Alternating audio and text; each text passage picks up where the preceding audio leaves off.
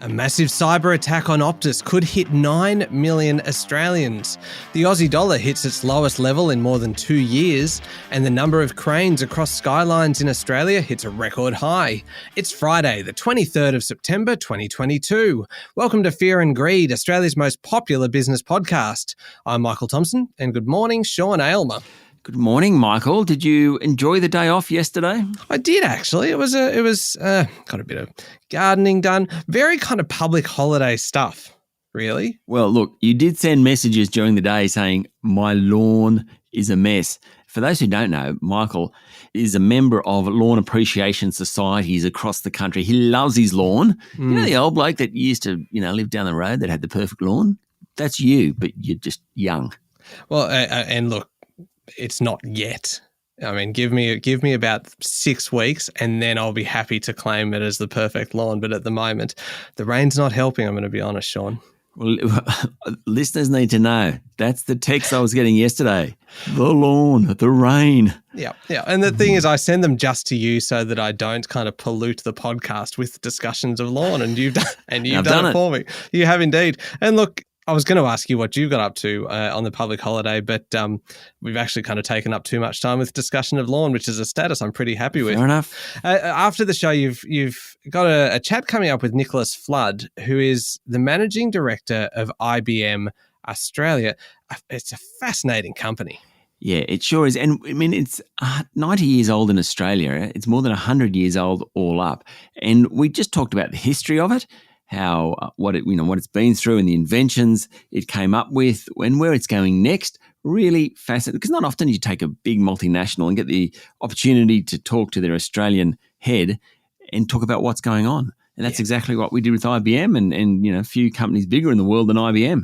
Yeah, it's a ripper of a chat. It's coming up a little bit later on. But the main story this morning, Sean, the number 2 telco, Optus, has experienced a massive cyber attack that potentially compromised the names, date of birth, addresses, phone numbers, and ID documents, including passports and driver's license, of millions of customers. This is big. It's huge. Optus said it had shut down the attack and is working with the Australian Cyber Security Centre to mitigate risks to customers. Optus has also notified the Australian Federal Police, the Office of the Australian Information Commissioner, and key regulators. Chief Executive Officer Kelly Bayer-Rosmarin said she was devastated to discover the company had been attacked and that personal information had leaked. She apologised and asked customers to be vigilant about their cyber activity.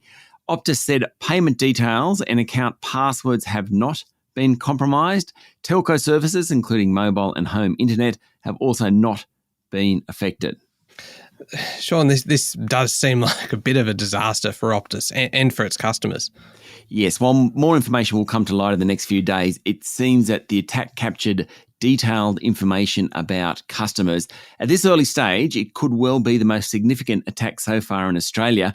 Perhaps the largest breach previously was at software group Canva back in 2019, where usernames, emails and some passwords were accessed. But this attack at Optus appears to have accessed much more detailed information. And that's a worry, because what will the criminals do with this information? It's hit current and former customers, which is estimated at somewhere around 9 million people. Now, it isn't clear whether the attack was by a criminal group or a state-based hacking group. It's not really clear what the criminals will do with the information, but certainly all of us or anyone who's had any contact with Optus at any point need to be on high alert. That's more than a third of the population.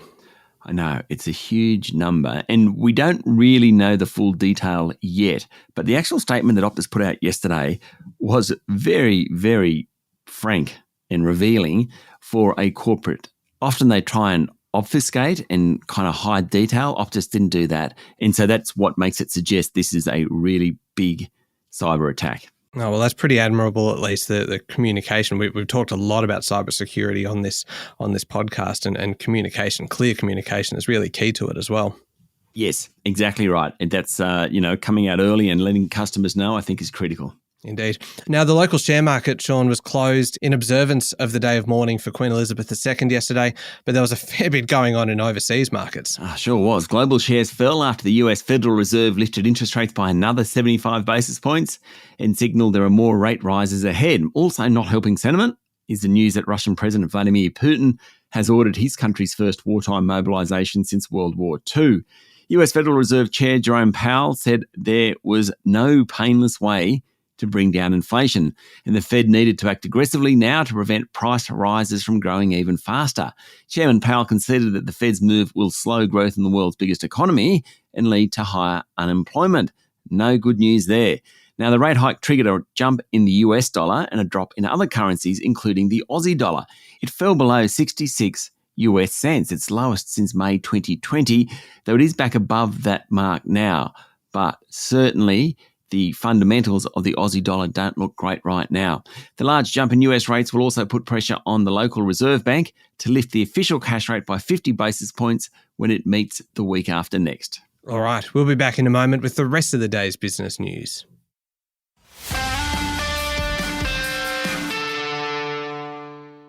Sean, the National Day of Mourning yesterday didn't pass peacefully, with protests against the royal family held right around the country. Yeah, the protests were generally non-violent, though there were reports of a man in Adelaide being escorted away by the police. It's just interesting how quickly the mood has changed. Prime Minister Anthony Albanese, in a speech to mark the day, called on Australians to honour Queen Elizabeth II by echoing her commitment to community. Opposition leader Peter Dutton paid tribute to her constant, comforting and confidence-inspiring presence. The memorial service yesterday in Canberra was attended by many politicians, former prime ministers and the Governor-General. New Zealand-based Fonterra, the world's biggest dairy exporter, has dumped plans to float its Australian business. Yes, the proposed float was going to be worth about $1.2 billion, but it's been abandoned amid soaring milk costs and plenty of market volatility. Companies are paying Australian farmers a record $9.40 per kilogram for milk solids at the moment. Fonterra will continue on its plan to sell its Chilean business. It's yet another demonstration of how market volatility is culling mergers and acquisitions activity in Australia at the moment. Now, the biggest example of that is KKR dumping its $20 billion bid for Ramsay Healthcare a couple of weeks ago. Also, deals are taking longer to do. It's all about this volatility in the marketplace. Very hard to be a buyer or a seller in this environment. All right. Now, Sean, how about this one? The number of cranes across Australia's skyline has hit a new record, and it's not just a vague kind of statement, oh, it's a new record. We know exactly how many. 868. That's right. I don't even know anyone counted them. No, nor did I. Imagine that was your job. I'm a crane counter. I'm a crane counter. Well, there's a thing called the RLB Crane Index, and they certainly count them. Now, the RLB stands for Ryder Levitt Bucknell, and they've been counting cranes for 10 years, since 2012. Now, during the past 6 months, crane numbers have jumped sharply. There have been 300 new cranes in that 6 months on development sites. 245 were removed. Now, cranes on the skyline might not look great, but they do suggest economic activity. However, there's a bit of a catch at the moment. Poor weather, a shortage of materials due to supply chain issues, and a lack of skilled labour means cranes are staying up for longer. So just the fact that we have more cranes than ever before does not necessarily mean more economic activity. The crane capital is Sydney with 380. That's the highest number ever recorded in that city. Melbourne has 206, Brisbane has 82, and there's 51 in Perth, 55 on the Gold Coast in Queensland, and 23 in Canberra. Apparently there's only 2 cranes, Michael, in Hobart, and there's 2 cranes in Darwin. There you go. You've got me really intrigued now about the concept of being a crane counter and what the kind of the threshold, the criteria is for it to be classed as a crane in this count. Because you know how like masonry kind of trucks and things have those little mini cranes on the back of them? Yeah. If we included those, I reckon we could inflate that number. Possibly. What they did do this time around, they've included some new sectors like the non-residential index has been included, and that added a few more cranes to it, apparently. And the crane counters do all sorts of interesting things, like most of the Melbourne cranes, for example, are centred around the CBD. In Gold Coast, most of the cranes are about residential buildings, not commercial buildings. All sorts of information you really need to know. I am riveted. I don't know whether anyone else is, but I genuinely am quite excited about cranes. Anyway, overseas news, let's move on. Ukrainian President Volodymyr Zelensky has unveiled a plan to end the 7-month war with Russia at the annual gathering of the UN General Assembly. Yes, his 5-point plan urges world powers to punish Moscow and increase aid to Kiev. He said Russia must be forced to end the war it started.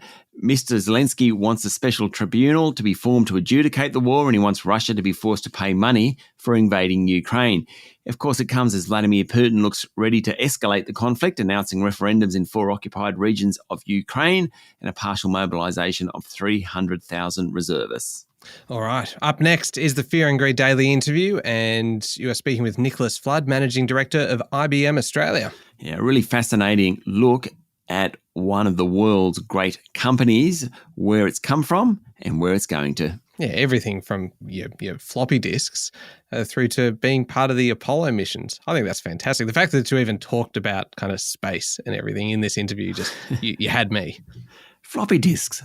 Mm-hmm. Funny term, isn't it? It is. It is. Imagine the person, the marketing team goes, you know what? Let's call it a floppy disk. Floppy disk. All right. That's coming up next in the Fear and Greed playlist on your podcast platform or at fearandgreed.com.au. Thank you, Sean. Thank you, Michael. It's Friday, the 23rd of September, 2022. Make sure you're following the podcast and join us online on LinkedIn, Twitter, and Facebook. I'm Michael Thompson, and that was Fear and Greed. Have a great day.